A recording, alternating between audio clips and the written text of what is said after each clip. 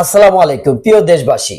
আপনারা প্রতিদিনের সংবাদ জানতে, প্রতিদিনের পেপারের পত্রিকার হেডলাইন জানতে আমার এই চ্যানেলটি আপনারা সাবস্ক্রাইব করে রাখতে পারেন।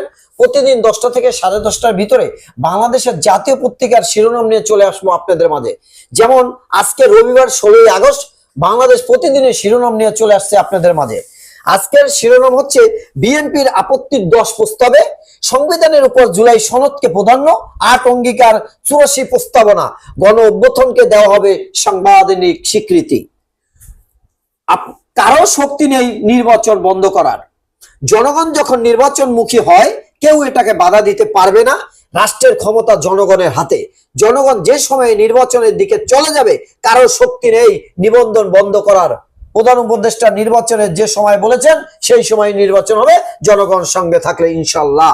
হাসিনা কংগ্রেসের মতো মানুষ হত্যা করেছে। বিএনপির স্থায়ী কমিটির সদস্য সাবেক মন্ত্রী ইকবাল হাসান মাহমুদ টুকু বলেছেন হাসিনা কংগ্রেসের মতো মানুষ হত্যা করেছে। মাত্র 15 দিনে দেশে 1500 মানুষ হত্যা করেছে। চিকিৎসকরা অনর্থক টেস্ট দেন। আইন উপদেষ্টা আসিফ নজরুল বলেছেন চিকিৎসকরা অনর্থক টেস্ট দেন, যাওয়ার সঙ্গে সঙ্গে অনেক টেস্ট দেন। আমার বাসায় হেল্পিং হ্যান্ড গরিব ছেলে ঢাকার হাসপাতালে 14টি টেস্ট দিয়েছে। সরকার না চাইলে সুষ্ঠু নির্বাচন সম্ভব নয়। বিএনপির আপত্তি 10 প্রস্তাবে ছিল।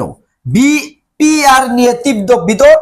ওয়াকুজ্জামান বলেছেন কোনো ভেদাভেদ থাকবে না, দেশ সবার। সেনাপ্রধান জেনারেল ওয়াকুজ্জামান বলেছেন শত শত বছর ধরে এদেশে হিন্দু, মুসলিম, বৌদ্ধ, খ্রিস্টান সহ সব ধর্মের মানুষ মিলেমিশে বসবাস করে আসছে এবং ভবিষ্যতেও এই সম্পত্তি বজায় থাকবে।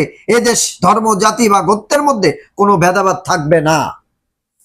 সালাউদ্দিন আহমেদ বলেছেন যারা নির্বাচন বিলম্ব চায় তারা গণতন্ত্রের শত্রু। ব্যবসায় মন্দা ও দুর্নীতিতে ক্ষতিগ্রস্ত রাজস্ব। পুরো বিশ্ব তাকিয়ে সিদ্ধান্তের দিকে। হাই ভোল্টেজ বৈঠক ট্যাম্প পুতিন। সালাউদ্দিন আহমেদ বলেছেন যারাই নির্বাচনের বিলম্বের জন্য বিভিন্ন ধরনের কথা বলছে তাদের বিরুদ্ধে রুখে দাঁড়াবে দেশের জনগণ। অসমাপ্ত আত্মজীবনী লিখে আইজিপি হন জাভেদ পাটোয়ারি। প্রথম আলোর রিপোর্টে ক্ষোভ, জ্বালিয়ে দিল পত্রিকার কপি। রবীন্দ্র বিশ্ববিদ্যালয় স্থায়ী ক্যাম্পাসের দাবি। পিছিয়ে যাচ্ছে শিক্ষা বছর। রোহিঙ্গা ক্যাম্পে যত সংকট। মাওলানা মামুনুল হক আগামীর বাংলাদেশ হবে ইসলামের। এনসিপি নেতাদের বিস্ফোরক মন্তব্য। গণপরিষদ নির্বাচনের দাবিতে উচ্চকণ্ঠ হয়ে উঠেছে জাতীয় নাগরিক পার্টির এনসিপি। রাজনীতি। গতকাল রাজনীতির বাংলা মোটরে দলের কেন্দ্রীয় কার্যালয়ে জুলাই সনদ বাস্তবায়নে গণপরিষদ নির্বাচন শীর্ষক এক আলোচনা